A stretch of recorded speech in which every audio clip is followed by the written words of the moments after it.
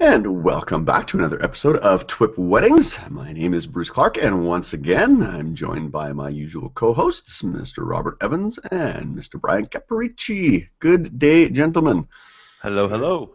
good day. You're both Yay. looking fine this morning. I feel a sense of attraction to you guys today.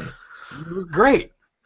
Where are I you have hat taking hair. this? Where am I going with this? Well, that's the topic today. We're going to talk about the law of attraction, and we're actually going to talk. We're going to dig in. We're going to talk about the process of choosing kind of your images that you display either in a portfolio, kind of what you display on your website, and how that helps attract the type of clients that you want to work with.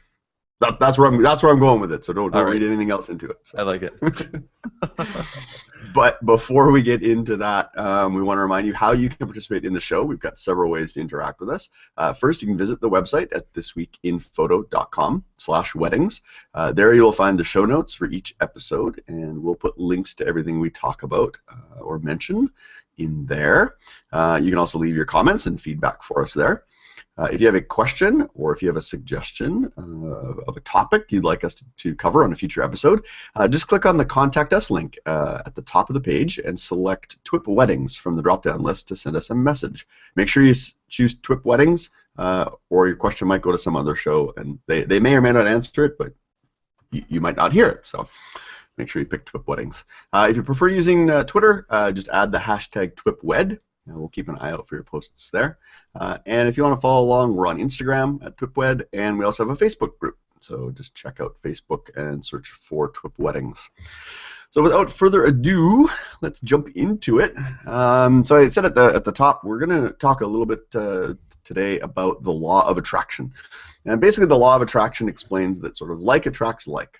And I think you guys would probably agree that we probably, as most wedding photographers, ideally we want to sort of attract and work with clients probably who are similar to us. Would you guys agree when it comes to things like style, personality?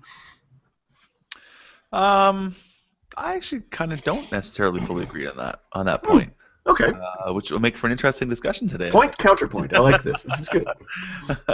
I think, and we've actually talked about this a couple times on the show, I think, in the past. The whole idea of having to be your client, I think that a lot of photographers get sort of like fascinated or what's the word? Sort of caught up in. Yeah, they kind of get caught up in it, right? They kind of get like this thing where it's like they feel like they need to be their client, and then all of a sudden they start judging themselves based on that, or they say, well, if my client is driving this kind of car, I should be driving that kind of car. I just don't know if I fully think that that is the point of that kind of message that we might teach. I think instead the point is that we need to be adapting how we speak to somebody to be benefit-based for them and their specific needs and their specific lifestyle and personality. But I don't think that we need to be our client. I think it's okay if we're not our client. So you like to potentially attract somebody who's maybe a bit polar opposite to you, personality-wise, style-wise, or? I wouldn't even say that. I would almost just say, putting it this way, instead of trying to say, like, I need to be who my client is, because when you do it that way, then you're constantly kind of adapting and changing. I kind of like the idea of just, this is who I am, and people that like that or that are attracted to that will come to it, but they don't necessarily have to be the same kind of person as I am. Do you know what I'm saying? Like, Okay. like I want them to be attracted to who I am and what I do and what I represent and what I stand for, but that doesn't mean that they have to be that same kind of person. Gotcha. Okay. Yeah. Robert, what do you think? How do you feel? Do you find in your own career that you kind of attract clients who are similar to you or completely opposite to you? And do you find when you work with somebody who's similar to you, personality-wise, style-wise, that it's a more comfortable relationship, or do you like that working with somebody that's completely different? Well, I've kind of like my, mantra or whatever. I've always said I photograph the clients who I should be working with. So feeling that that's the ones that I should be attracting. These are the people that I should be working with. Occasionally someone gets in there where you're like, whoa, where did that come from? But Yep. that happens in dealing with the public. But yeah, I mean, I like what Brian said because it kind of resonated with me in that I'm just myself. Yeah. And I'm going to attract those people who get what I do, who like the imagery that I shoot. And I think that's the one unique thing about us as photographers. You know, I've always said, I have this in some of my writings, and that, you know, the photographer's eye is much like a fingerprint, in that they're all unique. And, you know, Brian can try to copy me, and Bruce could try to copy me, or anybody else, and we could be in the front of the same person or subject and all three photograph it differently, because that's how we see it. It's just so unique. So I think being yourself and you know, shooting the way you would see it and do it really ultimately helps you stand out, and that is what helps you attract the type of people who get what you do. You know, of course, personality is a huge part of wedding photography. I think it's probably the more important element in some cases. Yeah. But it's the second element of why our clients choose to use us. And again, if you're authentic and you're being yourself, then, you know, I think you're going to attract the right person, you know, kind of based on what my first statement was. But if you want to align yourself with a certain type of client, I mean, there's rich people and poor people that we're all going to be able to get along with. We may not have the same things that they do, but you know, if there is a certain type of client that you want to go after, you could put that out there. You know, you could have, instead of in your bio, instead of saying I've done this and this and this, you could say, well, I like, which I've seen, you know, I like coffee and, you know, big watches and fast cars, or whatever it is that you like, and then your clients can relate to that. But I think if you're going to put that out there, you need to really like those things. Don't put that you like all things, just, you know, I'm going to put, I like Bugattis and, you know, and Rolexes, and, you know, to try to pull that type of client in, if that's not what you like. Yeah, you have to genuinely like those things, and Sure, not yeah. because otherwise you'll just come off as a fake, and they'll and if you attract that type of person who's really into that stuff, they'll spot you from a mile away that you're not, you know, you're not genuine. So we talked about some of these things on our last episode when we were talking about sort of personality traits and things. So where I wanted to go kind of today with this topic was looking at how, because I think what we show, like a lot of times we always say, like, we want to shoot certain style, so we have to be able to show what we want to shoot. So I think that's kind of the angle that I want to take this conversation, is kind of attracting the right clients sort of through what we show on our website, either through our imagery or through something like our About Us, you know, section on our website. So do you guys have an ideal kind of client? Like, have you guys kind of defined in your own businesses sort of what does a Brian Caparici photography client look like? What does a Robert Evans client look like typically that you work with? Yes. Yeah, I think it's important to define that sort of avatar, to kind of say, like, this is the person that I ideally feel would appreciate what I do and would value what I do and would pay for what I do. But I guess in all of this, I like the idea of having this sort of like ideal to kind of give us, to kind of point our compass in the right direction. But I think that too often photographers get so caught up with like being tunnel visioned by that they end up kind of what's the saying, like, you cut off your nose to spite your face, or something like that. I think Right, they end up being so narrow in their thinking and so narrow in the direction of where they want to take their business, that they end up floundering because of that, because maybe they're not in a big enough market where there's a ton of clients that are like that ideal person. So I like the idea of kind of aligning with concepts or with beliefs, as opposed to trying to define like a person that you're going for. That's just my approach to it. I've heard a lot of educators. One that sticks out to me in my head, Aaron and Jeff Youngren, talk a lot about this concept of the ideal client. I love their perspective on it. I love how they teach about it, and I think that it works really well for them, and obviously thousands of photographers. I've just found for me to go more towards marketing towards beliefs, or sort of chasing people that have similar beliefs would be better than chasing after like a certain kind of person. Right, because you might say, okay, I really like, 6 foot tall, working with clients who are 6 foot tall, heavily tattooed, that like folk music and enjoy food trucks and camping. Yeah, that might be like, if you said that's my client and I'm not going to look at anybody outside of that, you might not have. Right. Well, and like to that point, like a great example that I can just think of that's happened very like recently, over the past, let's say 3 or 4 weeks, I've had obviously several weddings. One of them was this, beautiful outdoor wedding. It was on a farm because the client is a farmer, and it was like totally casual. People showed up in like short sleeve dress shirts, open neck, no ties. It was all very DIY. It was a beautiful wedding, but it was just not lavish and extravagant and all that. But this client was totally my client. They totally got it, but they were not that like high-end boutique, very extravagant couple. Whereas the weekend before that, I photographed this beautiful wedding at this beautiful ballroom in this hotel nearby overlooking the falls, and it was very extravagant and lavish and over the top. They were both my ideal client, but they were both two completely different kinds of people, but they both appreciated the same thing in their photography, and that's why they hired me. So I think that's where, when you stop trying to go towards a person but instead go towards a belief system, I think that's where you find that you'll find greater success in reaching more people that way. Yeah, Robert, how about you? Have you defined in your business kind of an ideal client or type of client that you work with? Well, for the longest time, I mean, I still kind of use it to some extent. I used a tagline that said, "When photography is your priority." Mm. So it's, in a sense, it's telling people, okay, like, because there's so many people, of course, that, oh, I just need a photographer. And there's people, of course, whose price range I'm out of. But I mean, I'm still competitive, because I have done and or do celebrity weddings. You don't live off of those. They're not happening every weekend. So I also have to appeal to, quote unquote, the everyday normal bride and groom. And it is a catch-22 because you have to make those people like want to come to you, but not be afraid to approach you, I guess. Right. Which is something that, I've noticed. So, people just assume, oh, he's $50,000, he's done this, I can't afford him.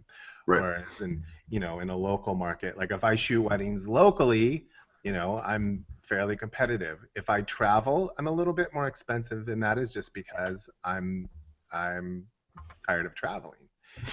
And I've done it for so long that if somebody really, so that goes back to my point, if photography is your priority, if somebody really appreciates that, then they're going to ante up and they're going to pay me for 2 days. But I'm going to, cover the whole weekend event. I'm not going to nickel and dime them. And, I'm going to give them full service, design a beautiful book, and, et cetera. So right. It can be a catch-22 because, again, if you're the photographer right now and you're listening to this and you're like, well, okay, the law of attraction, and all I want to shoot is high-end destination weddings, but you've never shot one, well, then that's a catch-22 because maybe that's what you aspire to do. And so my only suggestion would to be, again, if we're talking about the law of attraction, then you put that out there and you're like, I want to shoot a beautiful destination wedding. Like, tell the universe, this is what I want. I want it to come to me. If anybody's ever read The Secret or any books like that, it's very similar to that. You just tell the universe what you want, expect it to happen, see it happening, and maybe that's your first step. And of course you have to then get that wedding and capitalize on it and market it well, and hopefully that brings another and another. And yes, you can get to that point of shooting nothing but high-end destination weddings. If that is your goal, it may take some time. I do think people want stuff to happen quicker than their mindset these days, but anything great, anything successful generally does not happen overnight. It happens with many years of hard work. Yeah, there seems to be that increasing trend of this instant gratification where people want it, they don't want to wait, they want it now. So we're seeing a lot of cases, and everybody, I'm sure you've all heard of stories and cases of the photo stealers, right? That take photographs and put them up and present them off as their own, right? So Right. That brings me to a question. I was going to ask it later, but now's a good time to ask that question. What would your guys' suggestion be for? Because I wanted to get to choosing images for your portfolio and going how you guys go through that process of selecting what sort of goes up on your site. But what about for newer photographers who are maybe starting out, who maybe haven't developed that much of a portfolio? So you were saying they want to be able to attract a certain, they want to show a certain type of work because they want to attract a certain type of client, but maybe they just they haven't shot a lot of weddings yet. So your example was perfect, Robert. Like they want to shoot high-end destination weddings, but they've never shot one.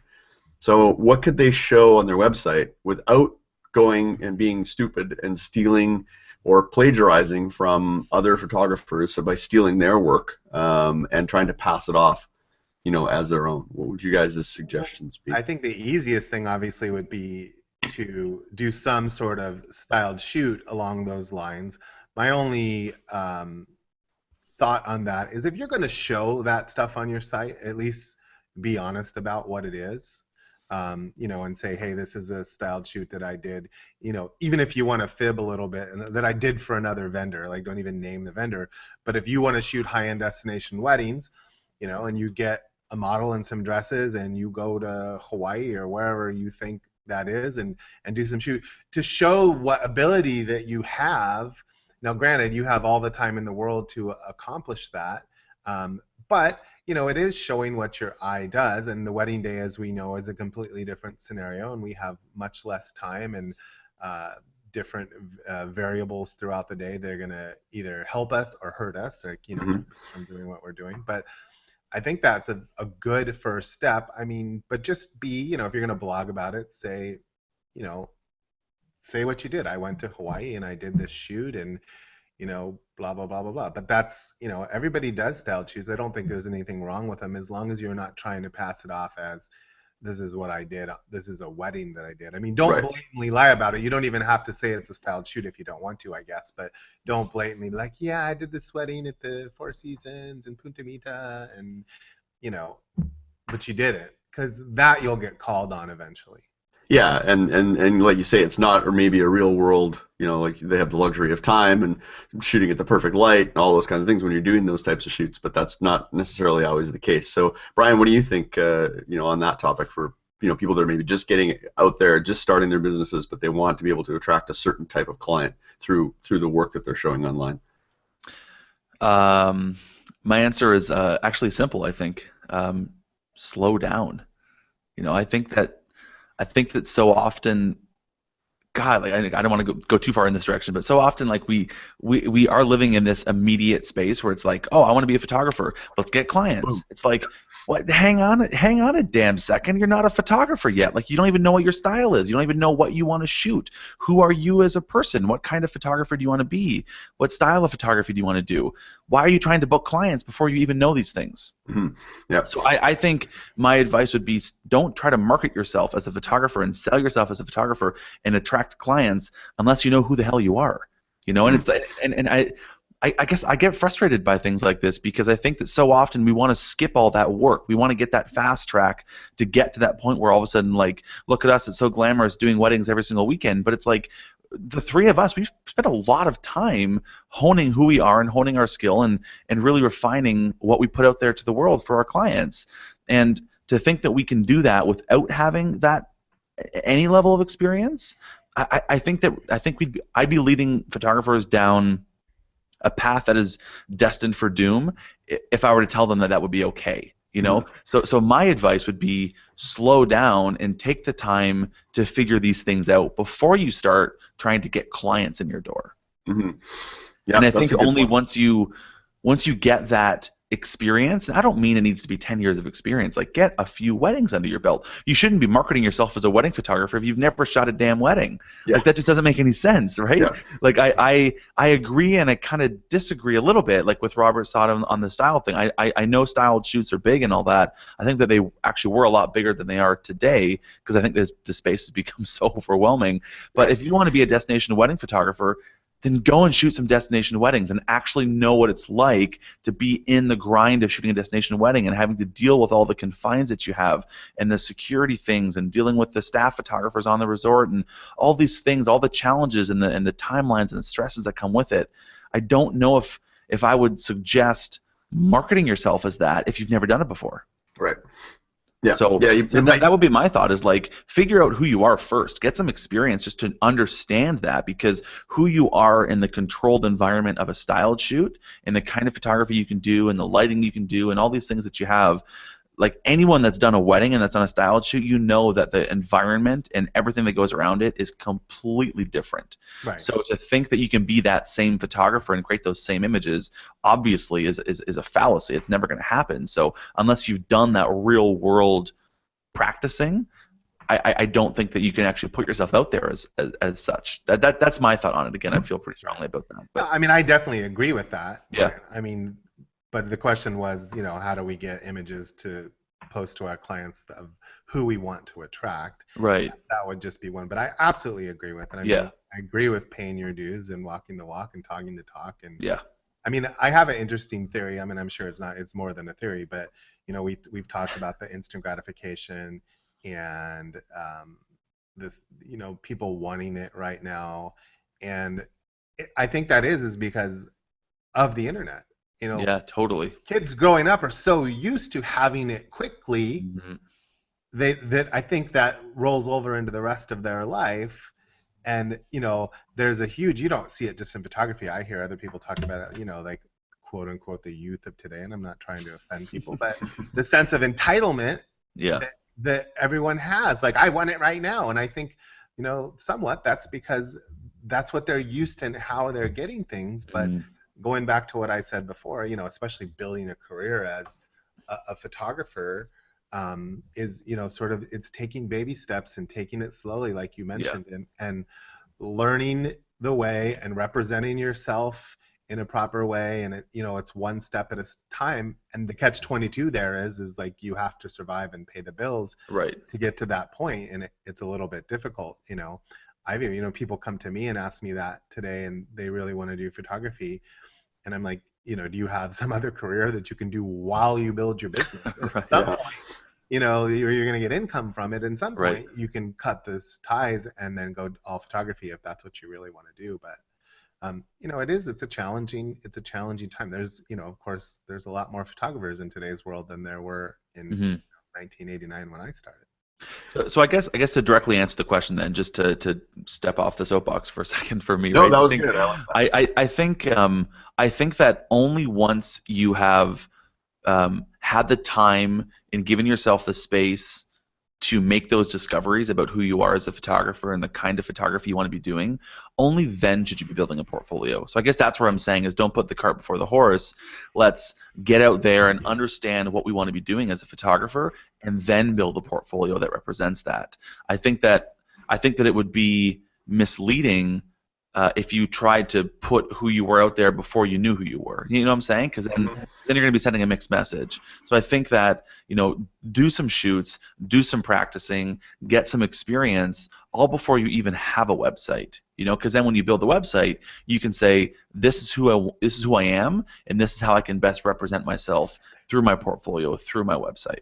Right. Rather than just say throwing up a website for the sake of throwing up a website with some pictures of you. Yeah, totally, Maybe totally. some photos you took at your cousin's wedding where Yeah, you weren't the high exactly. photographer, but you snapped a few from the Exactly. aisle or something like that. Yeah. Yeah. Now that Yeah. being said, I think that there's going to be a lot of value. I mean, I think just thinking back to when I started photography, I've been a photographer now for 10 years. When I went through this process myself, and Robert, obviously you can attest to this even to a greater extent, and Bruce, I'm sure as well. The space then is different, totally different than what it is now, in the sense of how we can come up with these things, right? I picture if you're a photographer now trying to get into it, what I think would be a great path to kind of really learn these things is to almost in a way crowdsource the curation and the refinement of your portfolio, in the sense that you could be out there doing these practice shoots, photographing some weddings as a second shoot or whatever it is, and put it up there on social media and start to see what the reactions are. Start to see what people are saying about your style of photography. And I think over time, you're going to start to see some trends. You're going to start to see some things that people are saying about your style that's like, oh yeah, that is what I do. Someone will say like, oh, that's so whatever, that's so mystic, or that just feels so this, or I just love the ethereal of this, or I love how genuine the emotions are in your images. Like, people will start to give you feedback on it, and I think that's when we can start to say, okay, so that's the kind of thing people are saying about my photography. I remember, again, when I started, that was all very internal for me. It was sort of me judging myself. But then there was many times that I went through the exercise of saying, hey, I want to throw these images by this acquaintance that I have, or this vendor in the industry, or this family member, or this friend, and say, here's 10 images that I personally really connect with that I've made. What do these images say to you? And I actually asked for feedback on it, and that's how I was able to build up the verbiage and the way that I want to communicate my style, and I've just then refined that over 10 years now. But I think that now we can crowdsource that, and we can, in a way, fast track it, but that doesn't mean that we don't have to do that work, in my opinion. Right. You don't want to skip Yeah. doing the due process and Exactly. actually putting in the work. But Yeah. but I like your idea of, you can get so much feedback nowadays. I mean, you could start with, Instagram or Flickr, or there's so many different, Totally. 500px. So there's so many different places you can put your Totally. work out there without necessarily being your website. Right. And to get, sort of crowdsource that feedback. Yeah. Robert, how do you feel about that? Do you take in a lot of that feedback, or what? I want to ask both of you guys. I want you to kind of go. I don't know. We're going all over the place here today, but that's all right. Sorry. But I want to no, that's good. I want to see how you guys sort of go about choosing the images that go into your your portfolio, or that you show on the blog. Kind of, how do you go about making that decision? Brian mentioned that he'll run some images past other are they other photographers, Brian, or other vendors, or mixture? Both. Like people that hire me are not photographers, so I want to get feedback from the everyday person and see what kind of language they're using to describe what I'm producing. Yeah. So Robert, what goes into your decision process when you're deciding what's going to go on my website? Because you want to put out work that you want to show what you want to shoot, right? So what goes into what goes on your website? Well, at first I'd like to say I think like Brian's analogy, what he just gave was really good. That is the thing, I think, an advantage of today's age too. There's advantages and disadvantages of the internet. Mm-hmm. And while he was talking, I was saying, the thought of which came first, the photo or the client. And in that case, the advice that he gave was, take pictures, and now we have the tool of the internet to put them out there and see what kind of feedback we get. And as we've seen, you hear photographers all say, "Well, I got a job because of Instagram or whatever. That's why we blog." And so you get clients as a result of putting your work out there in some cases, or at least you get feedback, which I think is great. Again, if you take a few pictures and you're new and you put them up there and all of a sudden you get a wedding, I just at least think you owe it to the client to be like, yeah. I've never shot a wedding, but I'd be willing to do that to you for $200, $500, or free. I mean, there's believe me, I've done my share of charity work, so to speak. Shooting things for free. I think every photographer has, and you get a photo credit and blah blah blah and exposure, and you've got to sort of do a little bit of that stuff. But I just sort of wanted to comment on that. But how I choose the work for my website, some of it is seeing what my clients have responded to in the past, but I would say a majority of what I put up is what pleases me. In that, I go out each weekend, and I think I've said this before the show, or when I shoot, not every weekend, but and I shoot 90% of a wedding for myself, because I've communicated with my bride, I know what she wants, but I know if I come back at the end of that day with stuff that I'm excited about, I know my clients are going to be happy. I mean, of course, we know a wedding is about emotion and family, and I definitely am looking for those, and those candids that are powerful moments that you're like, oh my gosh, I caught this in a split second, and the dad and the bride crying together, or whatever it is, that stuff's going to be powerful no matter what you do. And then just using your environment and light, and there's so many variables, but again, I'm choosing stuff at the end of the day that I like, that I want to show, that I think if I show that particular image, it's going to attract a particular type of client. Now, I see the way I see, like I mentioned before, but I think my work is a lot different than most of what I see out there today, and that's okay. I don't think it's stale, or I don't think I needed to conform to the way wedding photography has sort of, evolved. Mm-hmm. I'm still shooting what I'm shooting emotion, shooting artistic, creative, unique shots. And I think, again, if you want to stand out, if you want to not be in the crowd, then shoot from your heart and shoot what you want to show, and you will attract the client that gets that. And I think that just kind of goes back to the theme of what we're talking about today, the law of attraction. People are going to gravitate and get what you're doing, because the images that you show are coming from inside of you, from your heart, from your brain, whatever you want to call it. But you're going to relate to your clients are going to relate to a particular image. So I mean, that's how I choose them. Yes, I know a little bit like what people want, but even if I see a photograph on Instagram or Facebook and you're like, wow, look at that thing, has 1 million likes, and I might look at it and go, but somehow a million people are relating to that. But does it mean I'm like, okay, I've got to go shoot a photo just like that because it has 1 million likes? Right. No, I won't do it because I don't gravitate to that image. Yeah, I think that's a dangerous hole to fall into. I think what my advice would be for photographers is you really, particularly if you're just starting out, or even if you're established, I think we have to get away from this comparison model that's out there. I see it can be soul sucking for so many photographers, particularly if say you're not busy, say you're not booking every weekend, and you're comparing yourself to somebody who's every weekend it seems like they're flying off somewhere exotic. It can be this really depressing sort of downward hole that it can pull you in, and then it can lead to things like people feeling desperate enough to start stealing other people's work or copying other people's ideas. And it just leads to just this bad place, and I've seen it happen so many times, and you hear so many stories about it happening to photographers. I think my advice would be sort of don't compare yourself, particularly if you're just starting out. Don't try to compare yourself to other photographers.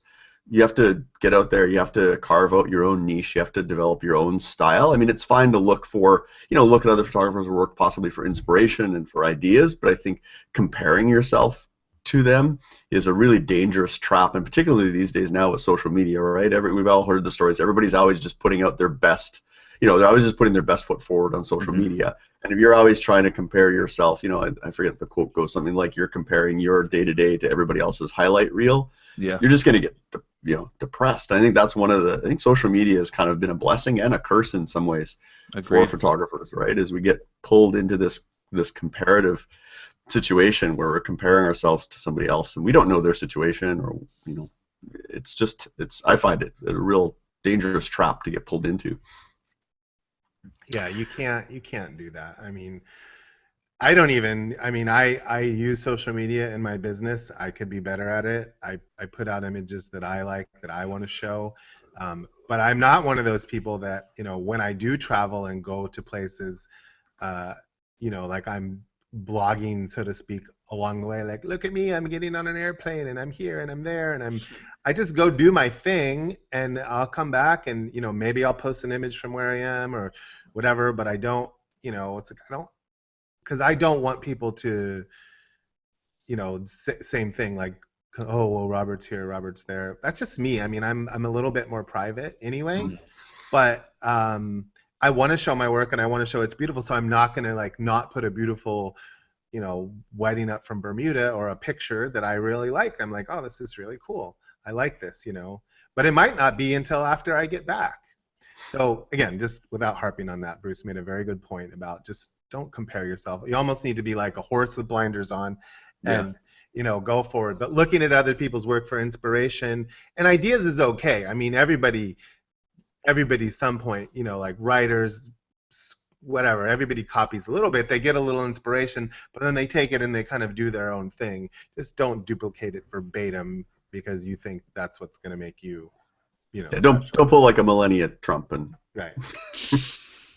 By the time this goes live, that's gonna feel outdated. That reference might feel a little outdated, but so I want to ask both of you guys, how often do you go through? Because I think everybody kind of have two parts. You have your website, right, which tends to be, I don't know, say static, but more so than say like your social media, like your Instagram and your Facebook and your blog and stuff like that. So when it comes to your portfolio that you show on your website, how often do you guys go through and sort of take a look at that and revise it and put fresh content up there? And what do you recommend? What do you suggest? Brian, start with you. I think it's a good idea to curate once a year. I think that's a good sort of period.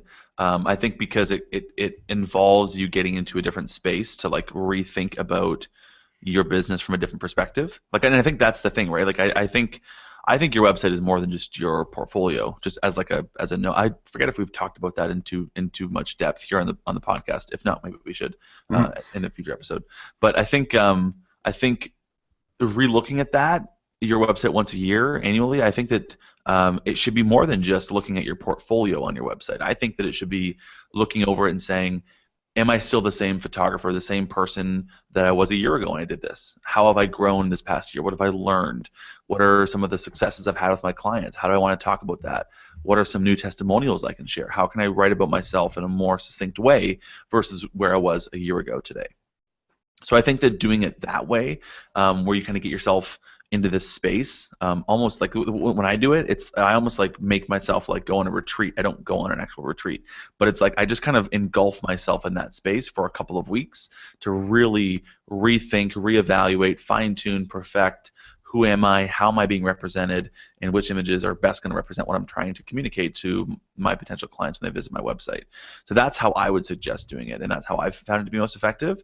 And when you do it that way, it feels less, rapid fire, where it's like, oh, new image here, a new image there, a new image there, and it's less of a, I guess it's less of a constantly evolving thing, like on a weekly or monthly basis, and more of a like once a year go over and really give it some good intentional thinking and give it some real purpose, and then go in there and kind of give it a redo.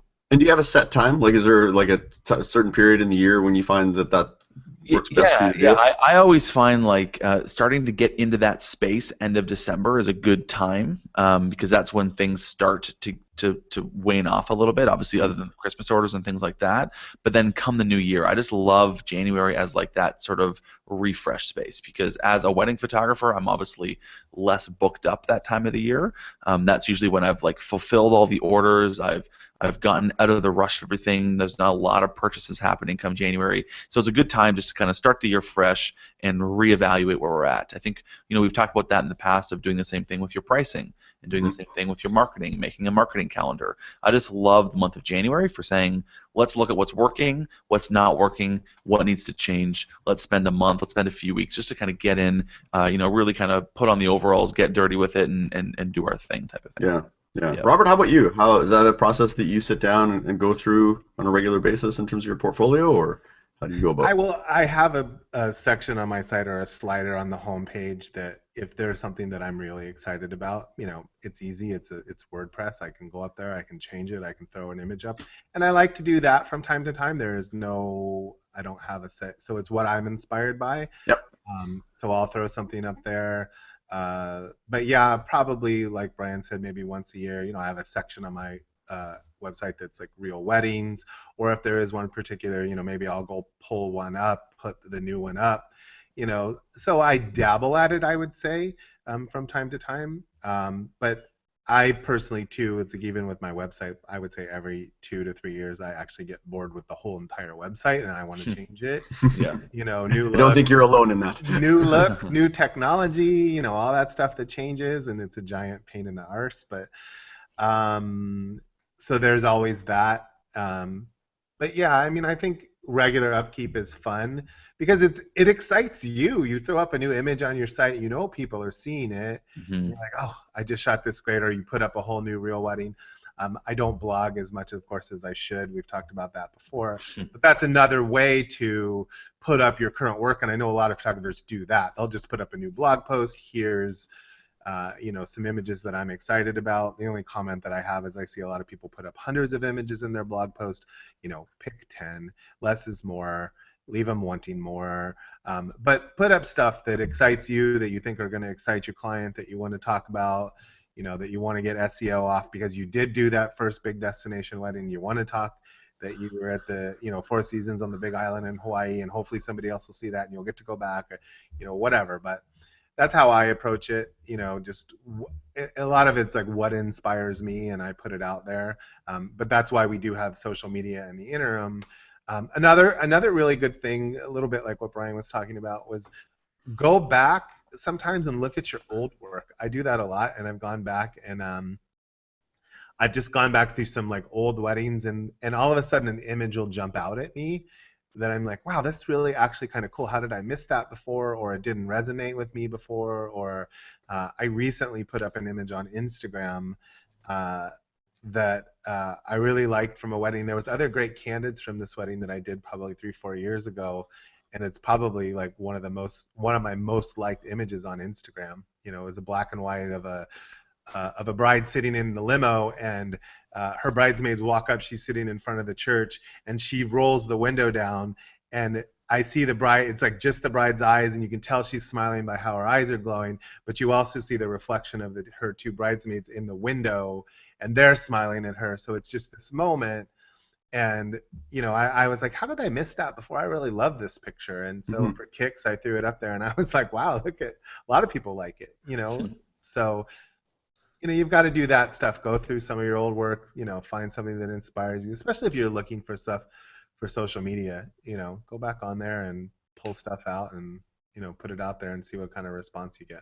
Yeah, no, that's a great tip. How about for let's turn to social media then. Obviously, I think Instagram's probably one of the big areas that people are focused on these days. Do you guys spend a lot of time on Instagram, and do you curate your Instagram feed? Like, I know when I started with Instagram, I was just sort of throwing up whatever. It was just random photos. A lot of it was just taken with my phone. I wasn't really. Right. I didn't have a conscious kind of stream. Right. It was just kind of random. So it would be pictures of my dog. It would be a donut the next day, and then maybe I'd post a wedding photo the next day, right? So I've tried to. People think that you photograph dogs, donuts, and weddings. Yeah. So I've tried to be better with Instagram and be more curated and keep it more to my wedding work and put all that other stuff on Snapchat.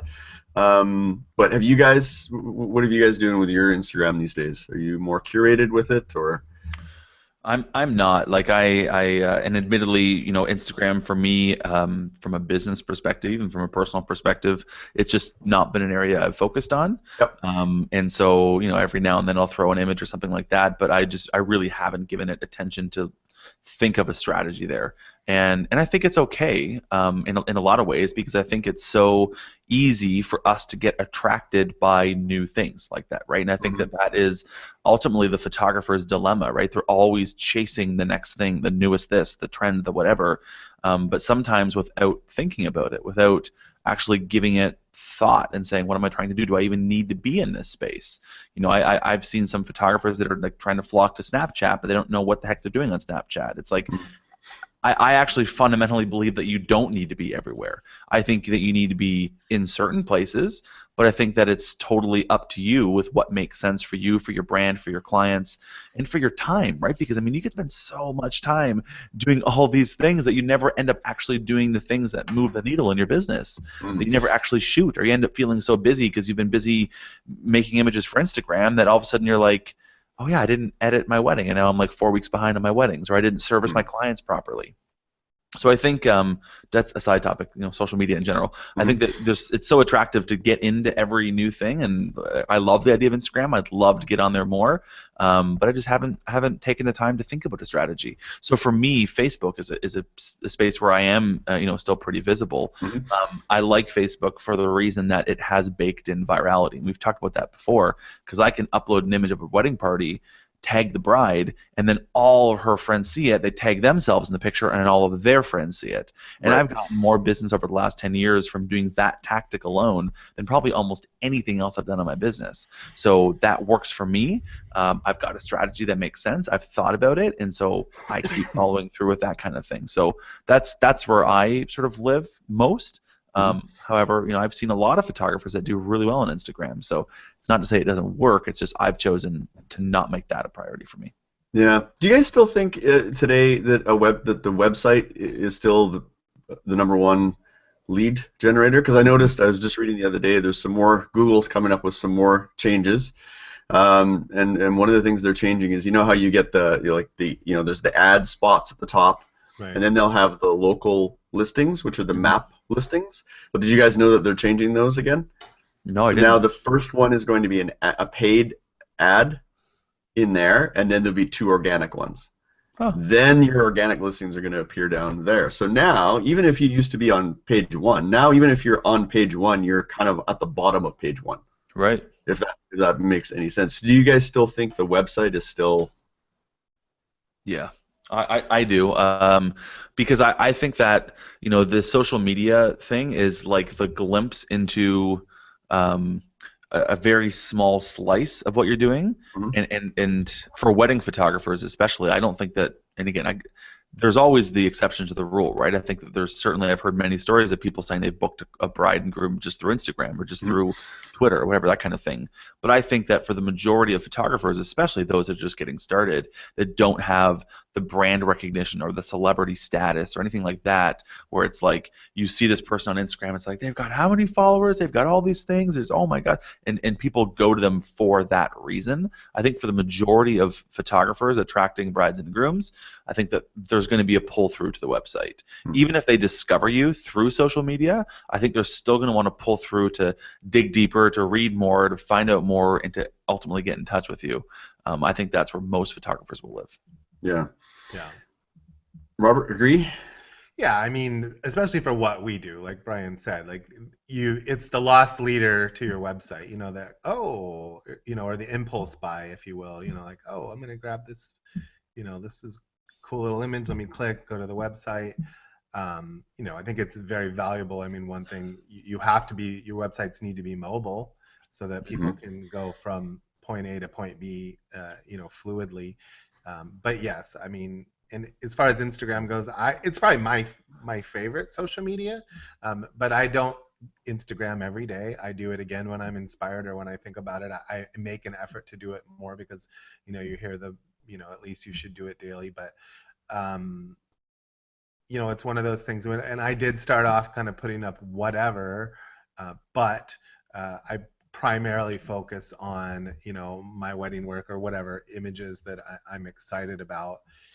And there's very little. I try to put personal on there, just things that I'm interested in. I like to fish, so I'll throw up a picture of my big fish that I caught or whatever to relate to other people. But more or less, it's wedding work, and I think that's, if you want people to kind of gravitate towards that, I think you still need, just like the blogs, it was the same way. You need a little mix of personal and business. Yeah.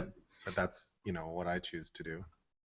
Cool. All right. Before we wrap this up, I want to get both your guys' opinion. How many images do you think are a good number of images to put up on your portfolio, on your website? 7 7? or 24. And you're on your entire site. Yeah, no, I'm joking. I don't think that there is even a number. Like I Nope. think I think again, it's one of those things that I think photographers look for. What is, like, they're looking for black and white answers, but it's not a black and white answer. I guess that's I'm joking, right? Obviously, I think that whatever communicates what you do effectively and that keeps people engaged, but also makes them want more, Mhm. that's your number. So I Okay. don't think that there's a number. I think that some photographers that create like outstanding work, could they do that in a handful of images? I think so. Could other photographers that are really documentary and just want to really show all the little, slices of a wedding day that they can capture and that are very engaging, could they put 200 on a website and still keep people engaged? I think they probably could if your work is strong enough to support it. So I think that the number is less relevant um, in comparison to how does the work speak for itself, and how engaged are people going to be when enjoying that work, and what's going to say to them, and where's that drop-off point for them, wherever that drop-off point is, and that's going to take some measuring, some testing, some experimentation, some failing, and some succeeding to figure out where that is, and then you got to cut it off right before there. So I think that that'd be my answer. So there's not really a number, but Right. more you've got to experiment and whatever works for you. Gotcha. Yeah, I Robert? th- I think if you adhere to a few rules, which I've said before, less is more, Hmm. and keep it simple. That being photographs and text and verbiage and all those things. Um, Start incorporating more video on your websites because if you have the ability to do that, or it's just kind of the way things are going and people like to watch videos. Hmm. Keep those videos short. But as far as what I put number of images, I don't have a set number of images in my gallery, but for instance, I do have a real wedding section on my website, and I would say each one of the weddings I have 6, and maybe there's 20 to 35. I mean, there could be more if you want to go count and tell me I'm wrong. It's fine. But but I just try to show the gist of that particular wedding. If you have an engagement sitting gallery, I think 20, 25, 30, 10, whatever you choose is good. You just want people to go, wow, look at these images. These are really engaging. I love them. I want to call this person and set up an appointment. I think it's just, to get, I mentioned this earlier, and I do see this a lot, especially like in blog posts, and photographers, I'll look at this wedding I just did, and it's like the entire wedding. I get not even halfway through, and I'm like, oh, okay, I'm done. Right. I want to see, if you're going to blog about it and you're going to, put your best 10. Maybe it's only 5. I don't know. Like, leave people wanting more. Put up your best work. Put up your most emotional, powerful work. Whatever it is, but don't make it too much. Right. Yeah. Good advice. Excellent. Well, hopefully that gives people some food for thought to think about when it comes to kind of curating, choosing their images, and kind of what they're putting out there, and how that either helps or detracts, gets the right type of client in the door. Okay, we've got a question this week, guys. We'll let you guys have a talk with this. We have questions. We've got questions. Open up our mailbag.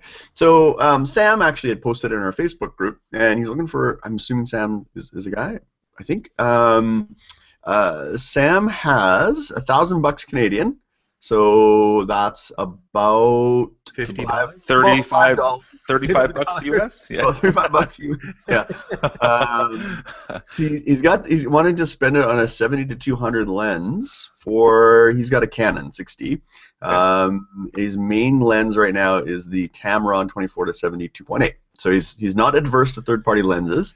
So it looks like he's already ordered the non-vibration control version of this lens, because he shoots a lot of his weddings outdoors. But he's reading now that the non-vibration control is an older lens, and it's near the quality of the newer. I'm not sure. That doesn't make sense. He says it's near the quality. I think maybe he meant to say it's not near the quality of the new version. Has anybody shot with this lens? Should I be searching for a used Canon lens somewhere? So I want to just sort of spin it, because I don't know if we know this specific lens or not, but I want to sort of generalize a little bit and talk to you guys about how your thoughts are on just in third-party lenses in general, and on the vibration control, or the what do they call it on the other ones? Just the image stabilization. Image stabilization, that's the word I'm looking for. Vibration control. I don't know what Sony or Fuji call it, but what are you guys' thoughts on third-party lenses like the Tamrons and the Sigmas and? Yeah, I've got no issues with it. I think there's some phenomenal third-party lens manufacturers, and I think that they're all going to give you a great image. So I don't think that there's any. I think there's no third-party lens that's going to be a crappy lens, right? They're going to be great quality lenses, and I think for 99.999% of people who aren't pixel peepers, who doesn't zoom into 1,000% to look at like every little tiny detail in an image, any lens is going to serve your purpose. I think it really ultimately comes down to budget and to what is that purpose that you're trying to be serving, right? I think as a wedding photographer, I know for me, image stabilization is very valuable, because oftentimes I'll be shooting in a church with a 70-200, trying to shoot at 1/60th of a second, and if I didn't have image stabilization in my lens, there's no way I'd get that shot, no matter how few coffees I try to drink to stabilize my hands or anything, right? So I think, for that reason, I mean, receptions is the other thing. A lot of indoor receptions that we're photographing where I want to be around 100th of a second to pull in some ambient lighting. I think that in that case, image stabilization is going to be very, very important. I think for me, this comes to sort of a bit of a bigger question. Do you spend what you can afford now on something that you know you're going to outgrow very shortly, or do you wait and buy what you know you should be having when the funds can support it? And I would personally advocate for the latter of those options. To save up. Wait until you can afford the lens or the equipment, whatever this is. I think that this particular question that Sam's asking is about lenses. I think this can be applied to anything. It can be applied to cameras or lighting or computers or whatever, studio space, right? I think that you should wait until you can afford what you know you should be getting, and then get that thing, because otherwise you're going to get it now, you're going to outgrow it, you're going to find limitations with it, and then you're going to end up getting that other one that you should have gotten in the first place at some point anyways. But I want it now, Brian. man, I want it Yeah, I now. know. I Immediate don't want to wait. gratification, right? So that's where if you've budgeted for it, if you've thought about it, maybe you don't have the ability to outlay $2,000 cash for something. Maybe you'd want to consider leasing it or financing it instead. That might be a better option for you from a cash flow perspective. There's some great solutions out there like that. Maybe you should just rent it to see which one makes more sense for you. A lot of rental companies will let you apply what you've paid to rent the lens towards the purchase of that lens if you decide to purchase through them. So that's another option as well. So I guess that's my thoughts on it. Robert, what's your any? And if you save that $1,000 to get to the $1,800, whatever it is that you need to buy the right lens, like Brian mentioned, you're a little bit more motivated to save that money because the $1,000 is sitting there, and you really want that lens. So now you're gonna like figure out other ways to save the other $800 that you need to achieve the lens that you want. Now, with that said, yes, there are quality differences between different types of lenses, but you get again caught up in it's almost like the internet thing we were talking about, like comparing what your lens is to another photographer's lens, and ultimately it's the photographer and not the equipment. Exactly. But it's all sort of a brand choice, a preference choice. Yes, there are things that certain cameras do that others don't, etc. But I think if you're not in the position to be spending the money, or you can't have that lens, do with what you have, work hard to save what you can to get what you want, but be the photographer. It's not always the equipment that's going to make you a better photographer. Yep. It'll allow you to do things like Brian said, like shoot at a 60th of a second in a dark church where you may not without vibration control, but I think you've got to keep that in mind as well.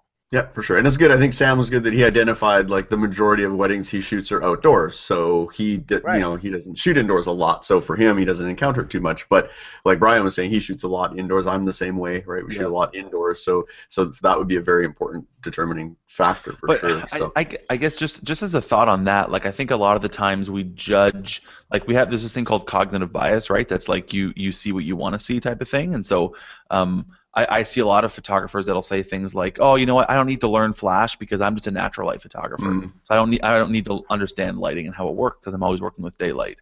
But then all of a sudden they find themselves in a room where they have to all of a sudden they can't use natural light and they literally don't know what to do. Right. They don't have the skill set or the equipment or the knowledge to actually execute on that. So I think that maybe today you're just shooting outdoors, but what happens if you get an inquiry for something that's indoors? Are you going to say, I can't do that because I literally don't know how, or I don't have the equipment to support it?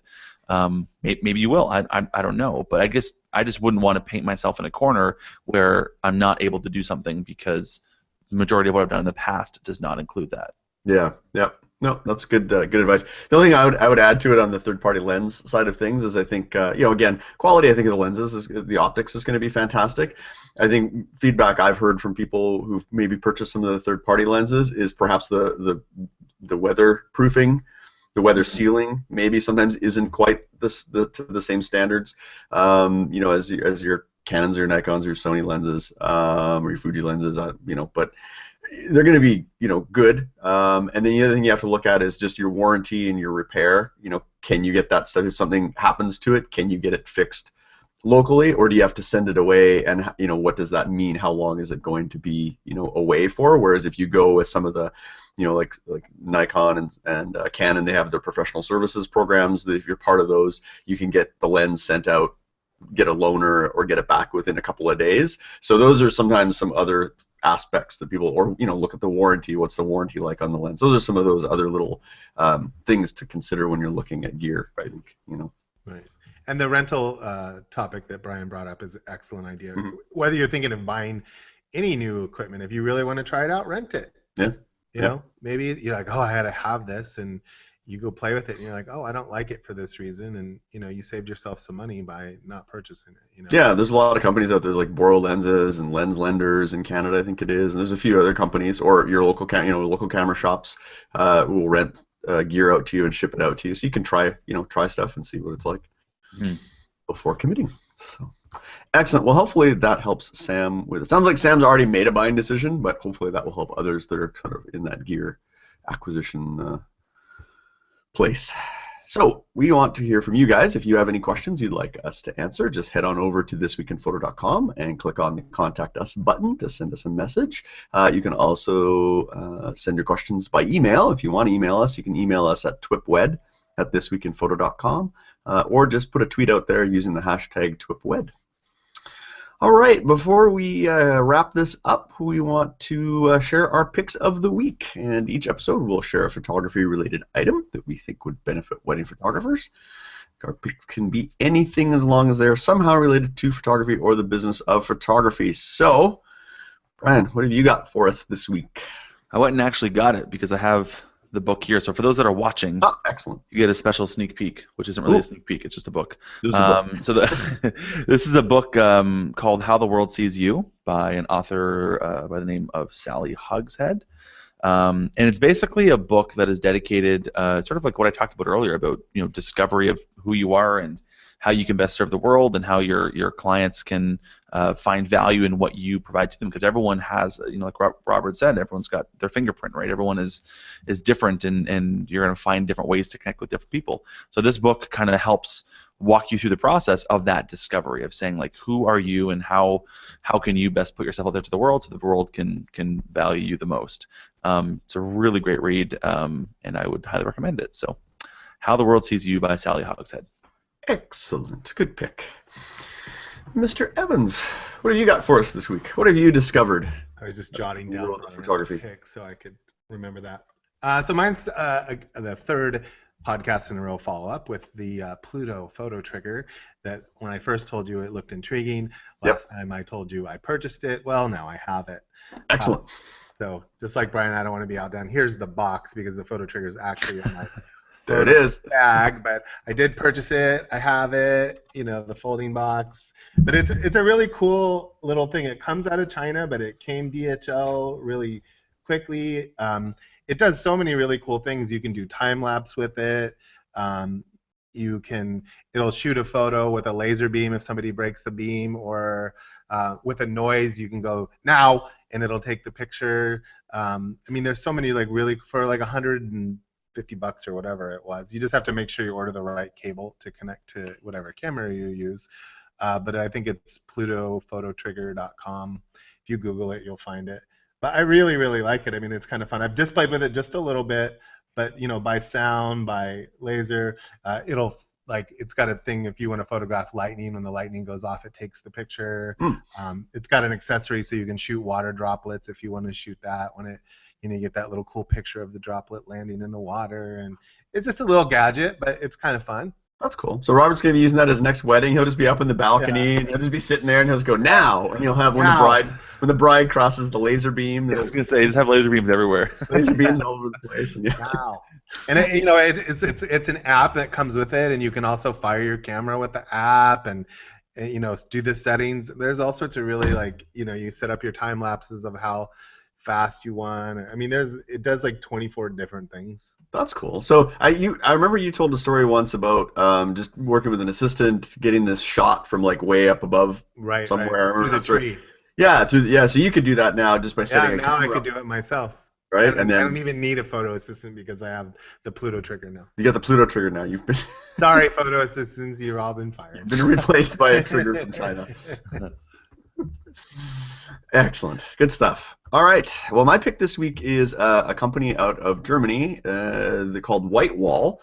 They actually make these amazing. They do really, really nice prints. So we talked about kind of what we show our clients, the work that we show online, but this relates to what we also show our clients when they come to see us. Right? Is the finished products that we present with our clients. And so I had a chance to meet this company at WPPI this year, and they were kind enough to send me a sample of their acrylic, one of their under glass acrylic wall prints. They do really, really nice work. A lot of, they have a really great.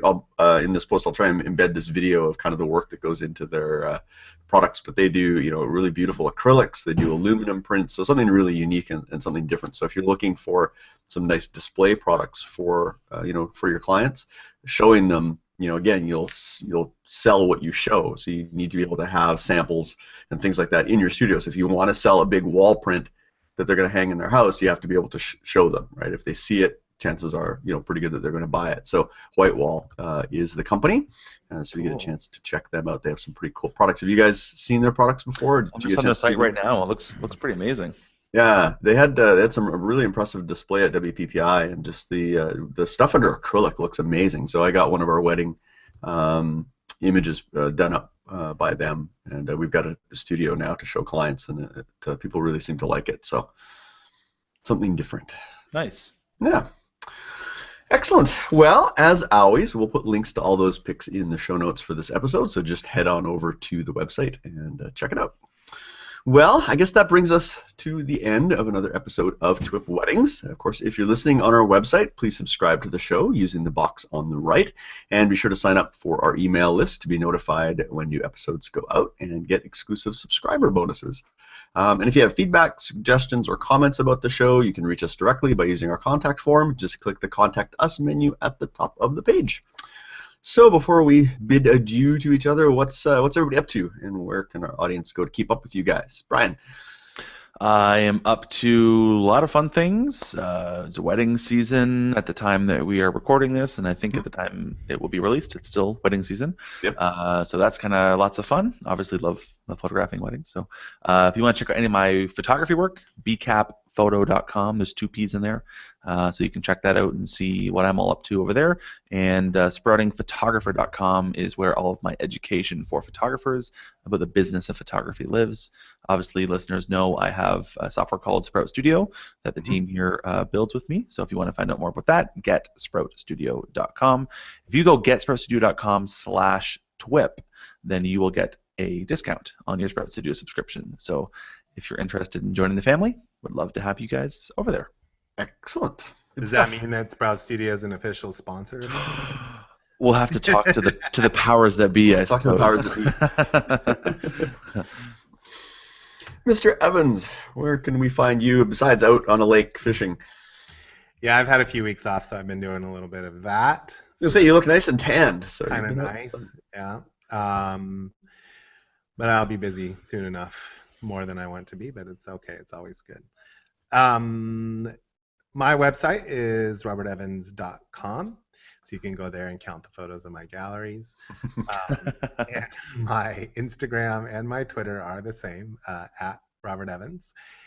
And my Facebook page is Robert Evans Studios, and of course you can find me on the TWiP Facebook page. If you have questions, comments there about podcasts that you hear, we jump in there and try to answer those. I try to participate because I get little notifications that people have put stuff up, so I run right there.